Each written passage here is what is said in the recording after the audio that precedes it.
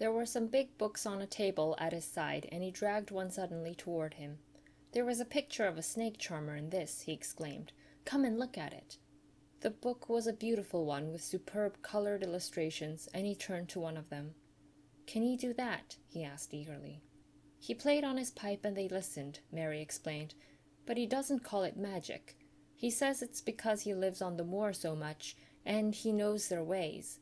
He says he feels sometimes as if he was a bird or a rabbit himself. He likes them so. I think he asked the robin questions. It seemed as if they talked to each other in soft chirps." Colin lay back on his cushion, and his eyes grew larger and larger, and the spots on his cheeks burned. "Tell me some more about him," he said. "He knows all about eggs and nests," Mary went on, "and he knows where foxes and badgers and otters live. He keeps them secret so that other boys won't find their holes and frighten them. He knows about everything that grows or lives on the moor." "Does he like the moor?" said Colin.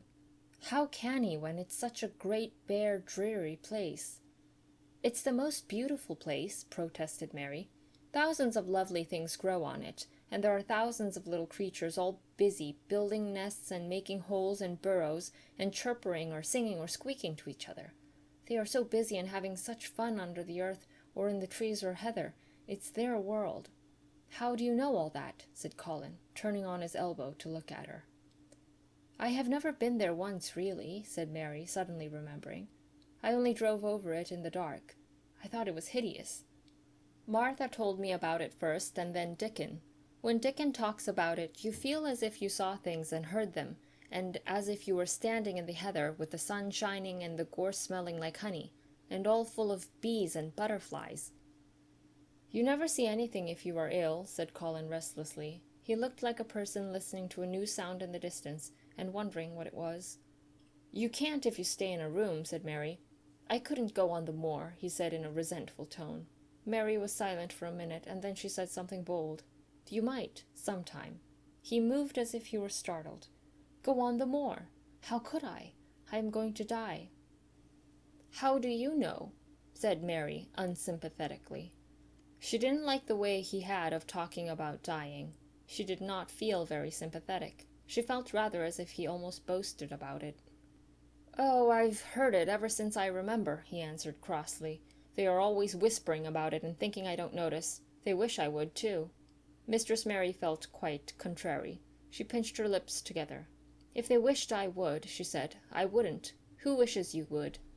"The servants, and of course Dr. Craven, because he would get Misselthwaite and be rich instead of poor.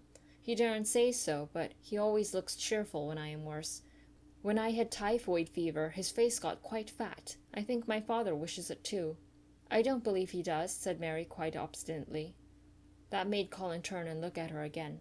"Don't you?" he said. And then he lay back on his cushion and was still, as if he were thinking. And there was quite a long silence. Perhaps they were both of them thinking strange things children do not usually think.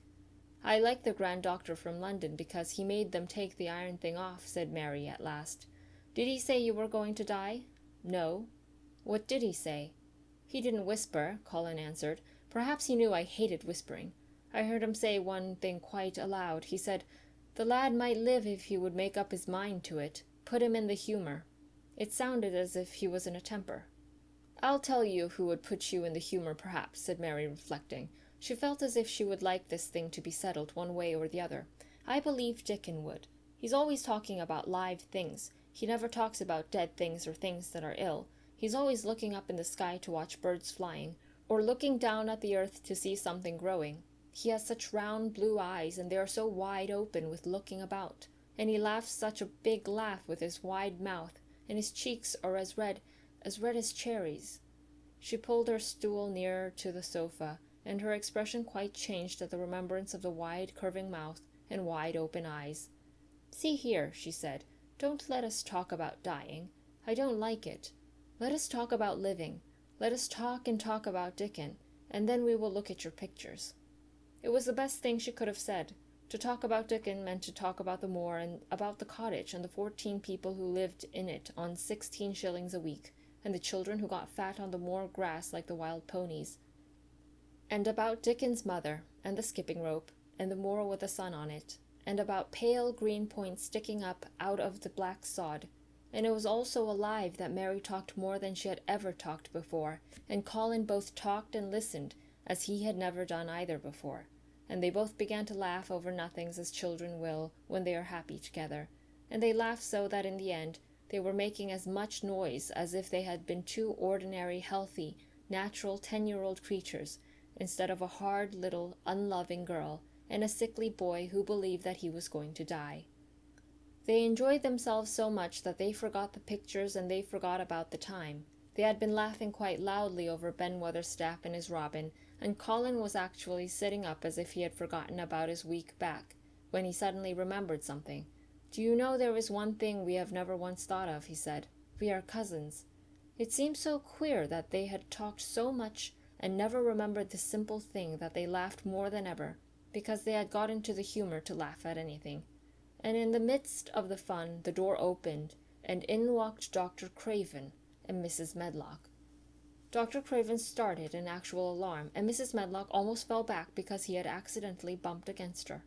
"Good Lord!" exclaimed poor Mrs. Medlock, with her eyes almost starting out of her head. "Good Lord!" "What is this?" said Dr. Craven, coming forward. "What does it mean?" Then Mary was reminded of the boy Rajah again. Colin answered as if neither the doctor's alarm nor Mrs. Medlock's terror were of the slightest consequence. He was as little disturbed or frightened as if an elderly cat and dog had walked into the room. "This is my cousin, Mary Lennox," he said. "I asked her to come and talk to me. I like her. She must come and talk to me whenever I send for her." Dr. Craven turned reproachfully to Mrs. Medlock. "Oh, sir," she panted, "I don't know how it's happened. There's not a servant on the place that dared to talk. They all have their orders." "Nobody told her anything," said Colin. "She heard me crying and found me herself. I am glad she came. Don't be silly, Medlock." Mary saw that Dr. Craven did not look pleased, but it was quite plain that he dare not oppose his patient. He sat down by Colin and felt his pulse. "I am afraid there has been too much excitement. Excitement is not good for you, my boy," he said. "I should be excited if she kept away," answered Colin, his eyes beginning to look dangerously sparkling. "I am better. She makes me better.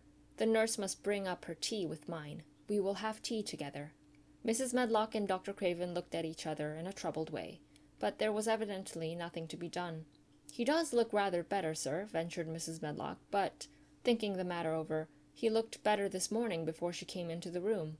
"She came into the room last night. She stayed with me a long time. She sang a Hindustani song to me, and it made me go to sleep," said Colin. "I was better when I wakened up. I wanted my breakfast. I want my tea now. Tell Nurse Medlock." Dr. Craven did not stay very long. He talked to the nurse for a few minutes when she came into the room, and said a few words of warning to Colin. He must not talk too much. He must not forget that he was ill. He must not forget that he was very easily tired.